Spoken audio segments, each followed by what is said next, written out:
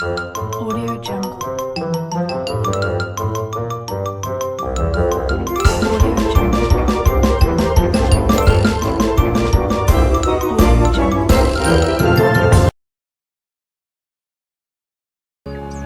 रतनपुर गांव में संपत और कप्ता नाम के दो व्यक्ति रहते थे। रतनपुर गांव के करीब के जंगल में एक डायन का आतंक था। रतनपुर गांव के बहुत से लोग उस जंगल में गायब भी हो चुके थे। संपत और कप्ता उसी जंगल से गुजर रहे थे।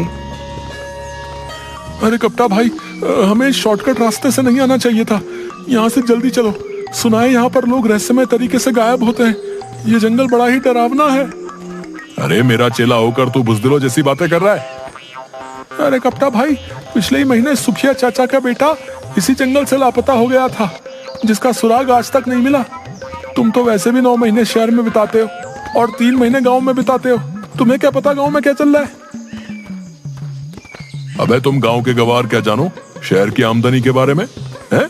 तुम तो बस सारा दिन मुंह उठाए गांव में फिरते रहते हो। कितनी बार बोला है तुझे चेला कि मेरे साथ शहर आ जा, लेकिन तू ये गवारों वाली जिंदगी छोड़ना ही नहीं चाहता। तभी संपत की नजर एक पॉलीथीन पर पड़ी जिसे गुरु पकड़े हुए था। ये हाथ में क्या पकड़े हो कप्ता भैया? जरा हमें भी दिखाओ क्या है इस पॉलीथीन में। अरे कुछ नहीं संपत, मेरी पत्नी ने शहर से कुछ डायपर के पैकेट मंगवाए थे, बस वही है।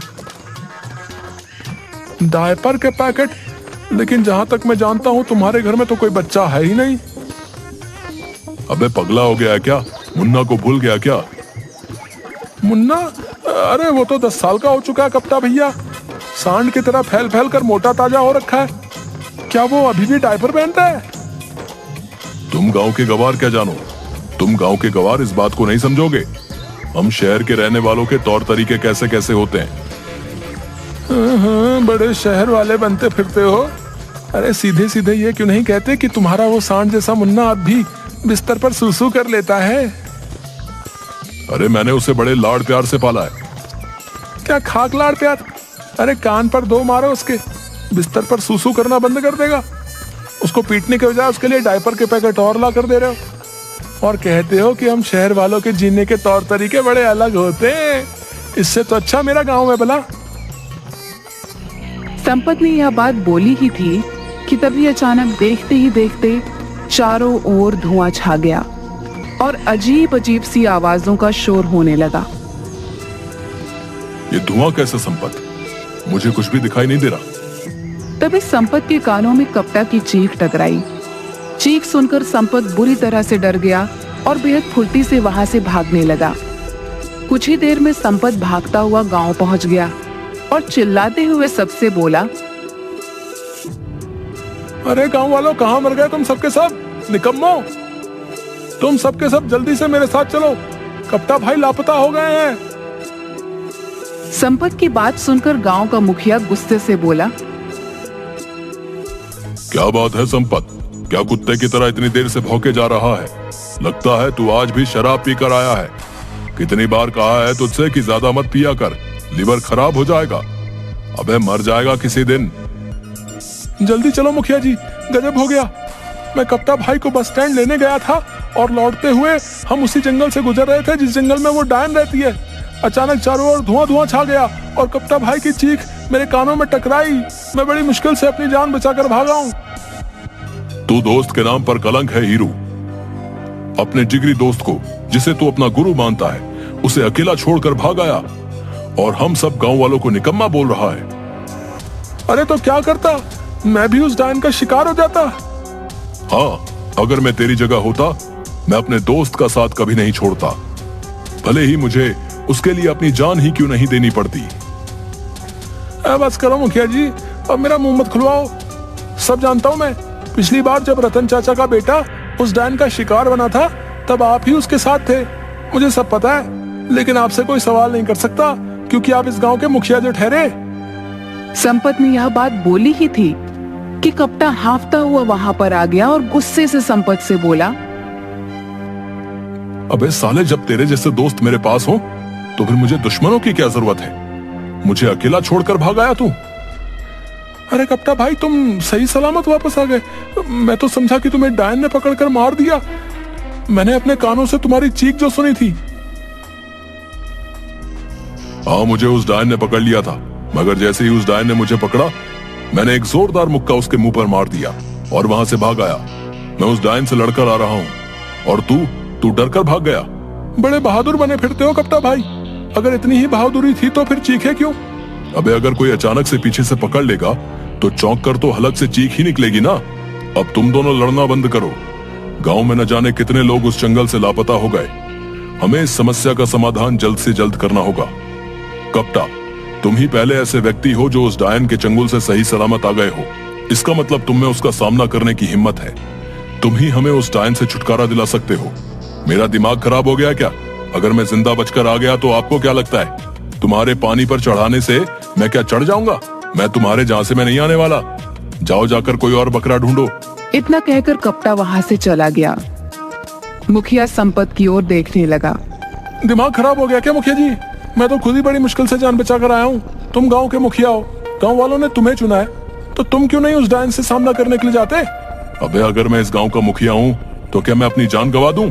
मुखिया ने इतना बोला ही था कि तभी एक बेहद बूढ़ा व्यक्ति जिसकी उम्र करीब 100 साल के आसपास थी, लाठी पकड़े हुए लड़खड़ाता हुआ वहां पर आ गया और कपकपाती आवाज में मुखिया की ओर देखकर बोला, चिंता मत कर, मैंने टेलीफोन के जरिए एक बहुत पहुंचे हुए साधु को उस डायन के बारे में बता दिया है। आज रात वो आने वाला है। देखना वो साधु अपनी शक्ति से उस डायन को जलाकर राख कर देंगे। हाँ। अचानक वो बूढ़ा खांसने लगा। उसके हाथ से लाठी छूट गई और वह गिर गया। उसे गिरता देख मुखिया गुस्से में संपत की ओर देखकर बोला, अबे देखता क्या, उठा इसको। ये झुमरी के परदादा भी ना, जब इनसे चला नहीं जाता तो फिर ये घर से बाहर निकल कैसे आते हैं? तभी अपने परदादा को ढूंढते हुए झुमरी वहां पर आ गई। ये तुम्हारे ही परदादा है ना? इन्हें घर के अंदर बंद करके रखा करो।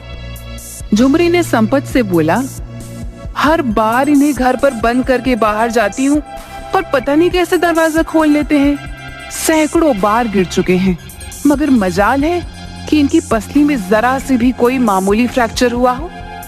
पता नहीं क्या खाया होगा इन्होंने जवानी में। झुमरी अपने परदादा को लेकर वहां से चली जाती है। रात का समय था। एक साधु रतनपुर गांव के उसी जंगल से शॉर्टकट रास्ते से निडर होकर चला जा रहा था कि तभी अचानक देखते ही देखते काला धुआं उठने लगा। मगर साधु निडर होकर वहां पर खड़ा रहा। कुछ देर बाद धुआं छट गया। साधु के सामने एक बेहद भयानक चेहरे वाली डायन खड़ी हो गई। क्या तुझे पता नहीं, यहाँ जो भी आता है जिंदा बच के नहीं जाता। हाँ जानता हूँ, न जाने कितने लोगों की जान ली है तूने, लेकिन अब तेरा अंतिम समय आ गया है डायन, क्योंकि मैं तुझे अपने मंत्रों की शक्ति से भस्म कर दूंगा। कोशिश करके देख ले। इतना बोलते ही साधु मंत्र पढ़कर उसके ऊपर फूंकने लगा, मगर साधु के मंत्रों का असर उस डायन पर हुआ ही नहीं। ओम क्लीम चामुंडाय नमः, ओम क्लीम चामुंडाय नमः। ये कैसे हो सकता है? इस पर तो मेरे मंत्रों का असर ही नहीं हो रहा। डायन हंसने लगी। साधु बुरी तरह से डर गया। वो डरकर रतनपुर गांव की ओर भागा और बेहोश हो गया। अगले दिन साधु की जब आंख खुली तो उसे गांव का मुखिया और सारे लोग साधु को घेरे हुए बैठे थे। कहीं तुम वही साधु तो नहीं जो डायन से हमें मुक्ति दिलाने आए थे? हाँ, मैं वही साधु हूँ। लेकिन तुम तो यहाँ बेहोश पड़े हुए हो। क्या तुमने डायन को खत्म कर दिया? वो डायन उम्मीद से ज्यादा ताकतवर निकली। मेरे मंत्रों का उस पर कुछ भी असर नहीं हुआ। यह क्यों नहीं कहता कि तू एक पाखंडी साधु है? तुम मेरा अपमान कर रहे हो। अरे जाओ बाबा, डायन के सामने जब भाग रहे थे तब अपमान नहीं हुआ था? तुम्हें कैसे पता कि डायन के सामने मैं भाग रहा था? तुम्हारी शक्ल बता रही है। तभी एक पागल वहां आकर गुस्से से बड़बड़ाने लगा। तुम सब डरपोक हो। आज रात मैं उस डायन का खात्मा कर दूंगा। अरे अब ये पागल फिर से यहाँ पर आ गया, भगाओ इसे। अबे पागल कौन है तू? पिछले कुछ दिनों से तूने हम सबको जीना आराम कर रखा है। आज तुझे बताना ही पड़ेगा कि तू कहां से आया है। पागल हो गया क्या? वो एक पागल है, वो तुझे कैसे बता सकता है कि वो कहां से आया है? उस बेचारे को तो अपना ही होश नहीं है। वो पागल बड़बड़ाता हुआ वहां से चला गया। देखना मुखिया जी, मुझे लगता है आज रात इस पागल की आखिरी रात है। सही बोल रहा है तू, ये मरेगा साला आज। अरे वो सब तो ठीक है, लेकिन इस समस्या का समाधान कैसे निकलेगा, इस बारे में सोचो। उस डायन के आगे तो ये साधु भी अपनी जान बचाकर भाग आया है। कपटा और संपत, तुम दोनों इस गांव की आन बान और शान हो। तुम दोनों की जोड़ी इस गांव में गुरु और चेले के नाम से मशहूर है। आखिर तुम दोनों इस समस्या का समाधान क्यों नहीं निकालते? क्योंकि हम कोई तांत्रिक नहीं है मुखिया जी। आपने स्वयं देखा, ये तांत्रिक खुद अपनी जान बचाकर भागा है। भला हम कैसे इस डायन का मुकाबला कर सकते हैं? तो फिर गांव के लोग ऐसे ही लापता होते रहेंगे क्या? तभी गांव का एक व्यक्ति बोला, मुखिया जी, हम पुलिस की मदद क्यों नहीं ले सकते? अबे पागल हो गया क्या है? पुलिस वाले कब से डायन और चुड़ैल को पकड़ने लगे? अगर वहां पर मुखिया जी शिकायत लेकर गए तो उल्टे डंडे मारकर भगा देंगे। बकवास बंद कर कपटा। पिछली बार एक पुलिस वाला जो इन सब बातों पर यकीन नहीं करता था, उस जंगल में गया था, जो आज तक वापस नहीं लौटा। तो फिर अब आप सब कुछ भगवान के भरोसे छोड़ दीजिए मुखिया जी, वही हम सबको इस मुसीबत से बचा सकते हैं। कुछ दिनों बाद उस डायन का आतंक इतना ज्यादा बढ़ गया कि रतनपुर गांव के लोग रतनपुर छोड़कर दूसरे गांव की ओर जाने लगे। एक रात की बात है, वह पागल बड़बड़ाता हुआ उसी जंगल में जा रहा था कि तभी अचानक एक काला धुआं उठा। उसमें से वही भयानक डायन निकलकर प्रकट हो गई और पागल की ओर देखकर बोली, जंगल में मुझे सिर्फ इंसानों का मांस अच्छा लगता है, पागल का नहीं। अरे तुझे कैसे पता मैं पागल हूँ? बेवकूफ डायन, लोग मुझे इसलिए पागल कहते हैं क्योंकि मैं दिन भर शराब पिए रहता हूँ और सच बोलता हूँ। अगर तू पागल नहीं है तो मरने के लिए तैयार हो जा। डायन की बात सुनकर वो पागल हंसने लगा। तू मेरी हंसी बना रहा है? सच तो यह है कि तू डायन है ही नहीं। अगर डायन होती तो मुझे मार देती। पागल ने इतना कहा ही था कि डायन ने पागल को दबोच लिया। अचानक उस पागल की आंखों के सामने अंधेरा छाता हुआ महसूस हुआ। कुछ देर बाद जब उसकी आंख खुली तो उसने अपने आप को जंगल की एक बंद काल कोठरी में पाया, जहां रतनपुर गांव के वो सारे लोग मौजूद थे जो लापता हो गए थे। उन सब के हाथ पैर बंधे हुए थे। उन्हीं में से एक व्यक्ति ने पागल से बोला, अबे बेवकूफ, क्या जरूरत थी तुझे यहाँ पर आने की? आज रात वैसे भी हम सबको विदेश भेज दिया जाएगा। ये सारे के सारे लोग मानव तस्कर हैं। हमारे ही गांव का कोई व्यक्ति उनसे मिला हुआ है जिसने डायन का खौफ फैला रखा है। झूठ बोलते हो तुम। मैंने खुद देखा वो काला धुआं। उस धुएं में से वो जो डायन निकली। अरे वो सब केमिकल का कमाल था। आज की टेक्निक के दौर में कोई भी मेकअप करके चुड़ैल डायन बन सकता है। फिल्में नहीं देखी क्या? अरे यार तू तो पागल है, मैं तुझे क्या बताऊं। तभी एक और व्यक्ति वहां हंसते हुए आ गया।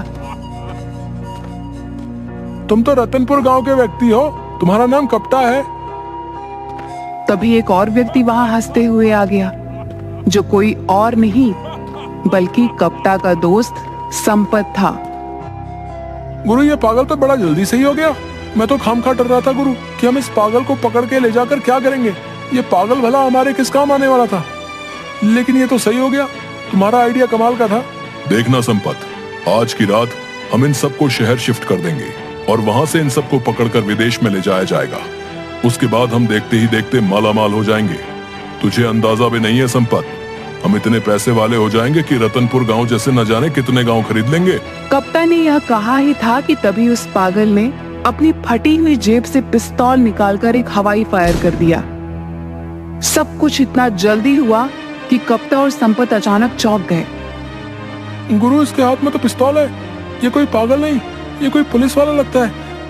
हमने पागल समझकर इसके हाथ पैर भी नहीं बांधे। तू सही कह रहा हीरू, लगता है हम दोनों बड़ी चूक खा गए। देखते ही देखते पुलिस ने उन सबको घेर लिया। सारे पुलिस अधिकारी उस पागल को सैल्यूट करने लगे। वह पागल व्यक्ति कोई और नहीं बल्कि क्राइम ब्रांच ऑफिसर अशोक था। मुझे इंटेलिजेंस से सूचना मिली थी कि रतनपुर गांव में बहुत से लोगों की मानव तस्करी होने वाली है, इसलिए मैं कुछ दिनों पहले यहाँ की छानबीन करने के लिए आ गया था। यहाँ आकर डायन की अफवाह सुनकर मुझे पक्का यकीन हो गया कि कोई और नहीं बल्कि कोई मानव तस्कर ही होगा जिसने डायन का खौफ फैला रखा है, ताकि पुलिस और लोग डर की वजह से इस जड़ की तह तक न जाएं। और इस काम के लिए मेरी मदद गांव के मुखिया ने की। तभी गांव का मुखिया और उसी साधु के साथ और लोग वहां पर आ गए। मुखिया मुस्कुराता हुआ बोला, मुझे तो उसी दिन तुम दोनों पर शक हो गया था जिस दिन तुम दोनों डायन के चंगुल से बचकर आ गए थे। ऐसा इससे पहले कभी भी नहीं हुआ। सारा गांव डायन से डरा हुआ होता था और तुम दोनों के चेहरे पर कोई शिकन नहीं होती थी। मैं शुरू से ही क्राइम ब्रांच के इंस्पेक्टर अशोक को जानता था। मुझे पक्का यकीन हो गया था कि मेरे गांव में कोई डायन वायन का प्रकोप नहीं है, बल्कि ये तो किसी मक्कार इंसान की ही करतूत है। और तुम दोनों के ऊपर शक उस दिन और ज्यादा पक्का हो गया जिस रात डायन से मेरा सामना हुआ। डायन को भगाने के लिए मैंने बेहद प्राचीन मंत्र पढ़कर फूंके, मगर डायन टस से मस नहीं हुई। कहां से होगी, क्योंकि मेरे सामने तो डायन थी ही नहीं। वो मंत्र डायनों और चुड़ैलों के लिए थे, इंसानों के लिए नहीं। कप्ता और संपत को गिरफ्तार करके जेल भेज दिया गया और सारे गांव वालों को डायन से मुक्ति मिल गई।